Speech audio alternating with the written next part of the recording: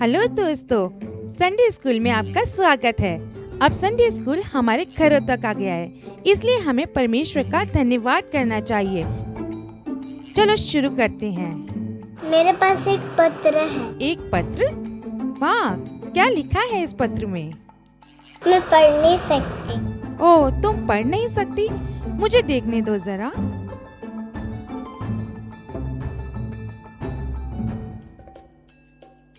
ओह, ये तो बहुत छोटा है। ये सच में बहुत छोटा है दोस्तों, इसलिए हेवनली पढ़ नहीं पा रही थी। पर मेरे पास एक उपाय है हेवनली। पता है क्या? मेरे पास एक मैग्नीफाइंग ग्लास है जिससे हम पढ़ सकते हैं। तो तुम्हें अब क्या दिख रहा है हेवनली? ये एक सेब है। और ये क्या है? घोड़ा। हाँ, ये मैग्नीफाइंग ग्लास हमें पेपर पर लिखे छोटे अक्षरों को देखने में मदद करता है।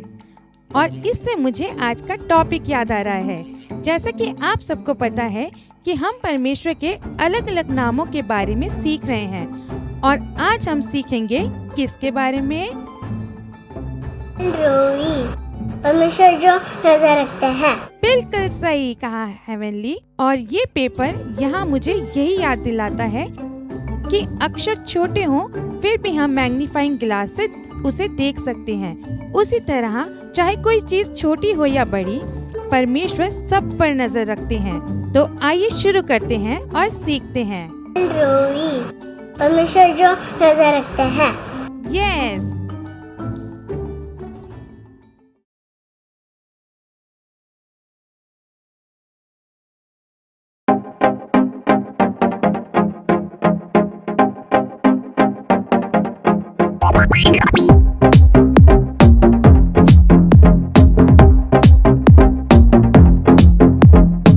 प्रभु की योजना है सही, मेरे जीवन के लिए उत्तम। जैसा हूँ वो मुझे प्यार करता, उसकी योजना का हूँ मैं भाग। प्रभु की योजना है सही, मेरे जीवन के लिए उत्तम। जैसा हूँ वो मुझे प्यार करता, उसकी योजना का हूँ मैं भाग।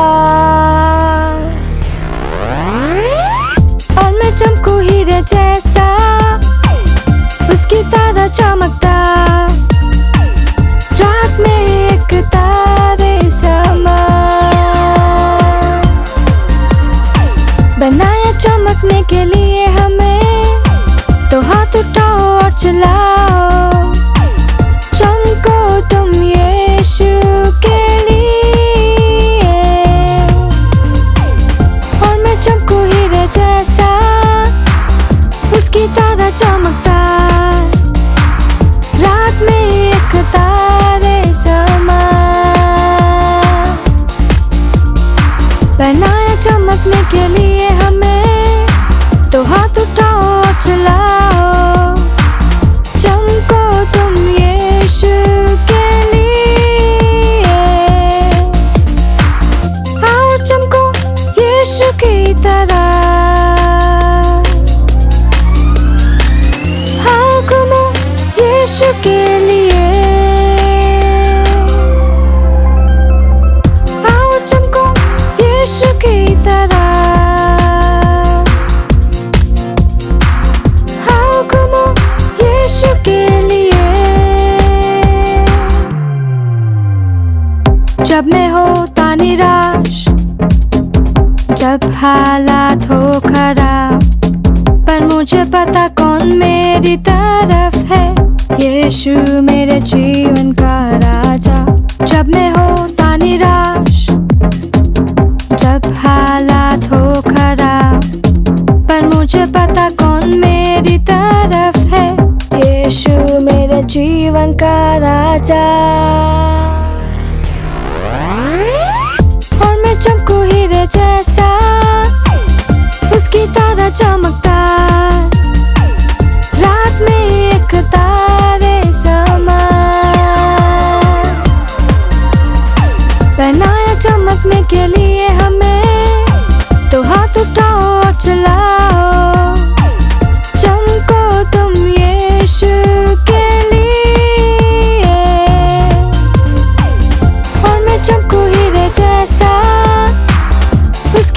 चमकता, रात में एक तारे समा,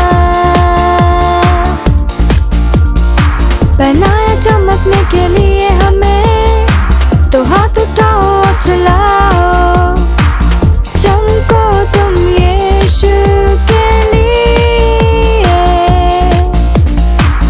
आओ चमको यीशु की तरह,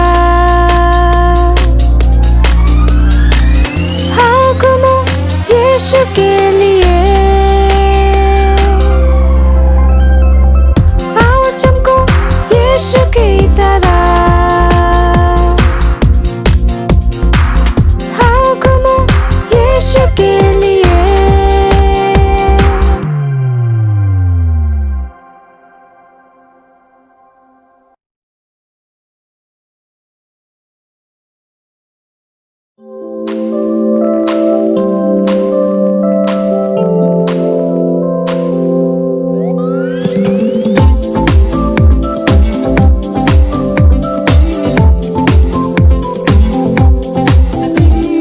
मैं हूँ एक खोजी, मुझे पता हो तुम भी, शुरू कर इस यात्रा को, खोजे खुदा की रचना और उसके वायदों को भी, जब तक पाँव चले और है बहुत कुछ।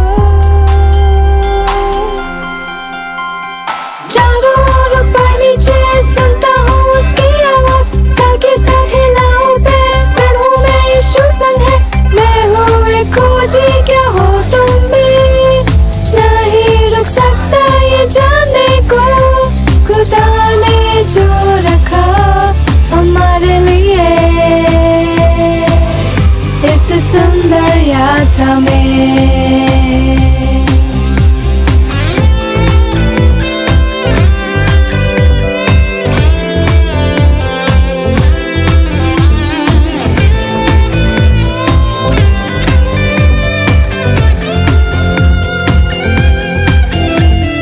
मैं हूँ एक खोजी, मुझे पता हो तुम भी, शुरू कर इस यात्रा को, खोजे खुदा की रचना और उसके वायदों को भी, जब तक पाँव चले और है बहुत कुछ। चारों ओर ऊपर नीचे सुनता हूँ उसकी आवाज, ताकि साथ हिलाऊं पैर, पढ़ूं मैं यीशु संग है। मैं हूँ एक खोजी, क्या हो तुम भी, नहीं रुक सकता ये जानने को, खुदा ने जो रखा हमारे लिए इस सुंदर यात्रा में।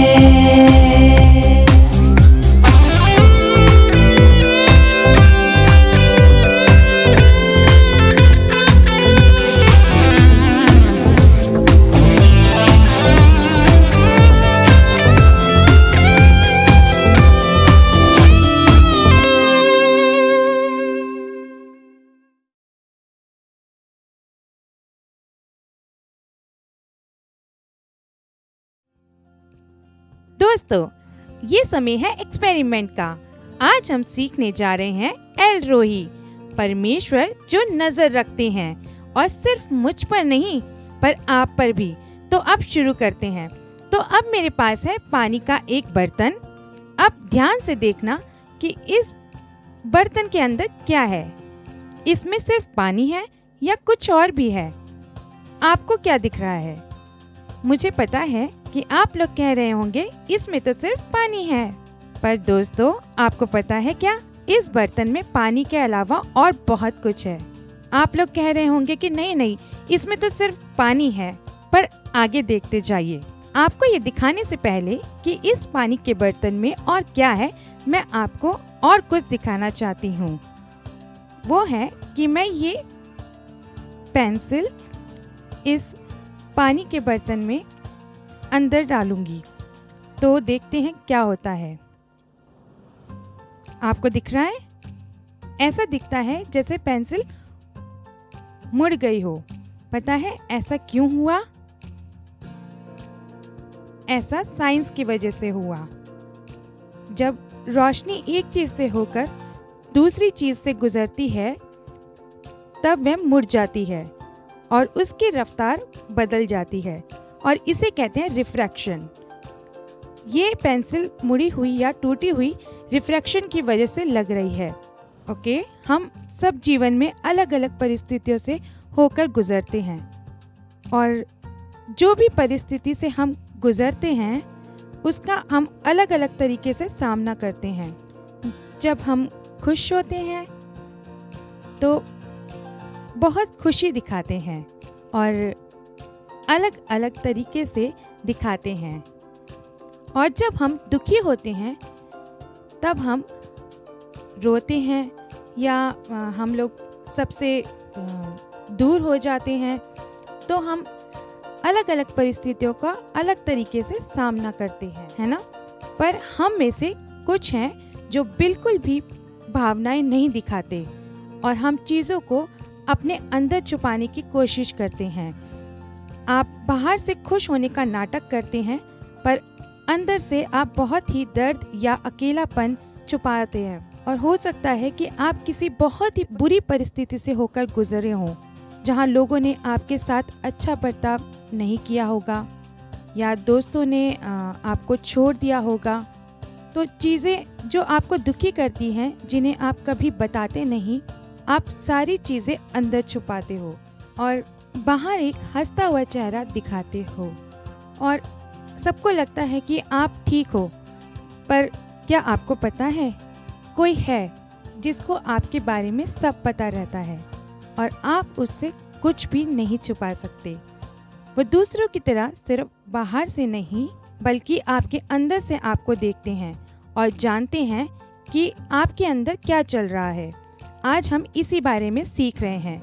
एल रोही, परमेश्वर जो नजर रखते हैं। अब मैं ये पेंसिल पानी से निकाल रही हूँ। आपको याद है मैंने कहा था कि इस पानी के बर्तन में और कुछ भी है। तो जिन लोगों ने ये कहा था कि पानी के अंदर कुछ नहीं है, मैं आपको कुछ दिखाना चाहती हूँ। वाह, क्या आप देख सकते हैं? ये जादुई छोटी बॉल पारदर्शी है, इसलिए रोशनी इसके अंदर से होकर चली गई, इसलिए हमें दिख नहीं पाई। मैं अभी इसे फिर से अंदर डालने जा रही हूँ और ऐसा लगता है जैसे गायब हो गई हो। पानी के अंदर बहुत सारी हैं और ये सब उन छुपे हुए भावनाओं की तरह हैं जिन्हें हम नहीं दिखाते। और सिर्फ यही नहीं, कभी कभी हम ऐसी परिस्थितियों में भी होते हैं जहाँ हमें लगता है हम किसी काम के नहीं हैं और कोई नहीं देख रहा कि हम क्या कर रहे हैं। कभी कभी माता पिता कहते हैं कि तुम्हारे दोस्तों को देखो कितने अच्छे हैं और तुम्हें देखो, ना तुम पढ़ाई अच्छे से करते हो और ना ही मेहनत कर रहे हो। और आपको लगता होगा कि मैं इतनी मेहनत करता हूँ फिर भी कोई नहीं समझता, किसी को नहीं पता कि मैं किस चीज़ से गुजर रहा हूँ। परमेश्वर उन बातों को भी जानते हैं। आपकी चिंता, परेशानियाँ, खुशी के पल, दुख के पल, जब आपको अकेलापन महसूस हो, परमेश्वर को सब पता है, क्योंकि वो एल रोही हैं, परमेश्वर जो हम पे नजर रखते हैं।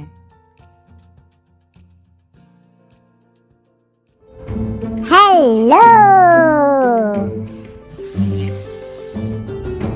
मैं हूँ डेजी, एक उड़ता हुआ ड्रैगन, और आप हमें गर्म दिनों में करते हुए पाएंगे। एक बड़ा ड्रैगन, फ्लाई की बड़ी आंखें, दो मजबूत पारदर्शी पंख जिस पे कभी कभी रंग बिरंगे आकार बने होते हैं, और हमारी एक लंबा शरीर होता है। ड्रैगन फ्लाई की बड़ी आंखें होती हैं, इतनी बड़ी कि हमारा सर भी ढक देती हैं, और इसी वजह से हम एक समय पर सब दिशाओं में देख सकते हैं। हम लोग पेरा बैंगनी रंगों को भी देख सकते हैं जो इंसान नहीं देख सकते। हमारे देखने का दायरा बहुत बड़ा होता है। बड़े दायरे की बात करने से मुझे परमेश्वर की याद आई। वो सबको देख सकते हैं, वो आपको देखते हैं। वो एल रोई है, परमेश्वर जो नजर रखते हैं। आपके जीवन का हर हिस्सा परमेश्वर की नजर में है, चाहे अच्छा हो या बुरा, चाहे किसी भी परिस्थिति से आप गुजर रहे हो।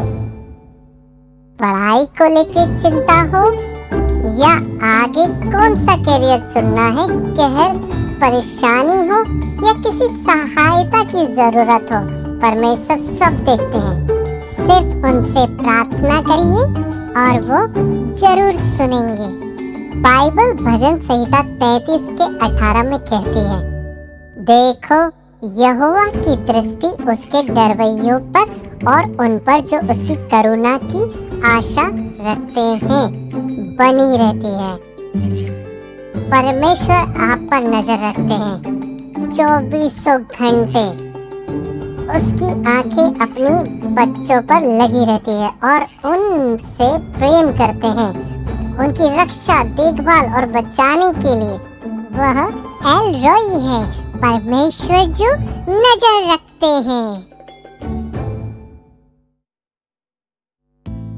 आज की कहानी उत्पत्ति के 16वें पद से है। हम सीख रहे हैं एल रोई के बारे में, परमेश्वर जो हम पर नजर रखता है। और ये कहानी एक स्त्री की है जो मिस्र से है और जिसका नाम है हजीरा, जो सारा की दासी है और सारा अब्राम की पत्नी है। तो क्या आपको लिंक समझ आया?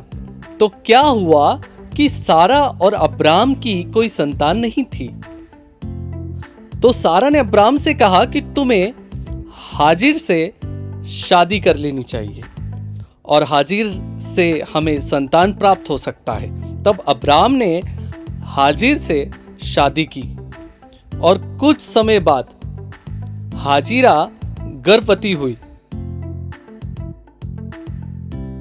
और जब सारा को पता चला कि हाजिरा गर्भवती हो गई है और जब हाजिरा को भी ये पता चला, तब हाजिरा अपनी स्वामिनी की तिरस्कार करने लग गई और ये बहुत अच्छा नहीं हो रहा था। तब सारा अब्राम के पास गई और कहा कि देखो मुझे क्या हुआ है, मेरी दासी गर्भवती हो गई है, जिसके कारण वो अब मुझे तुच्छ समझती है। तब अब्राम ने कहा कि तुम्हारे कहने पर ही मैंने उससे शादी की, तो अब तुम इसका हल निकालो और जैसा मन करे वैसा अपनी दासी के साथ करो। उसके बाद सारा ने हजीरा के साथ बुरा व्यवहार किया, जिसकी वजह से हजीरा सारा के पास से रेगिस्तान में भाग गई और वो शूर की ओर जाती सड़क के पास एक नदी के किनारे बैठी थी। वो थक गई, वो रो रही थी, वो उदास थी क्योंकि उसका जीवन अब खराब हो गया था। जहां वो काम करती थी वह वहां से भाग गई थी। वह गर्भवती थी और उसके लिए यह सब कुछ बहुत अच्छा नहीं था। हाजिरा परेशान थी, उसे नहीं समझ आ रहा था कि अब वह कहां जाएगी, क्या करेगी। और तब परमेश्वर का एक दूत हाजिरा के पास प्रकट हुआ और पूछा, हाजिरा तुम कहां से आ रही हो और कहां जा रही हो? तब हाजिरा पूरी कहानी स्वर्गदूत को बताती है। फिर उस दूत ने कहा कि उसे परमेश्वर ने भेजा है और परमेश्वर चाहते हैं कि तू फिर अपनी स्वामिनी के पास लौट जाए और उसकी सेवा करे और सब ठीक हो जाएगा। और स्वर्गदूत ने कहा कि तुम्हारा एक पुत्र होगा और उसका नाम इश्माएल रखना। तब हाजिरा ने दूत से कहा कि आज परमेश्वर ने मुझे देख लिया है और आज जो मुझे देखता है उसे मैंने देख लिया है। तब उसमें साहस आया और वो फिर से अपनी स्वामिनी की ओर लौट गई और उस जगह का नाम बएर एल रोई पड़ा। कभी कभी हम सबको साहस की जरूरत होती है। हम भी मुसीबतों से गुजरते हैं, मुश्किल परिस्थिति का सामना करते हैं, पर परमेश्वर सब देखता है जो हम करते हैं।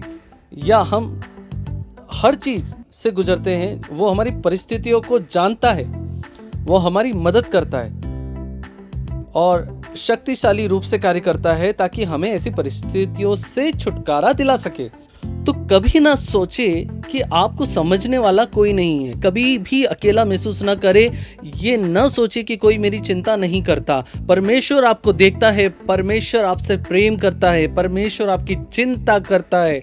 और ऐसे परमेश्वर की हम आराधना करते हैं, एल रोई, परमेश्वर जो हम पर नजर रखता है। और आज का यही वचन है, चाहे आप किसी भी परिस्थितियों से होकर गुजर रहे हो, चाहे किसी भी चुनौती का सामना करना पड़े, चाहे आपको कैसा भी महसूस हो रहा हो, कहीं भी अपने एहसास पर ना जाए, नहीं भावनाओं पर जाए, पर इस बात से साहस और शक्ति लेके परमेश्वर देखता है, उसकी नजर आप पर है, वो आपको कभी नहीं छोड़ेगा, आपको हियाव देगा, वो आपकी मदद करेगा, आपको शांति देगा, वो आपको छुटकारा देगा।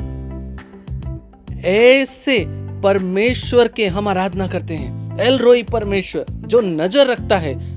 परमेश्वर आपको आशीष दे।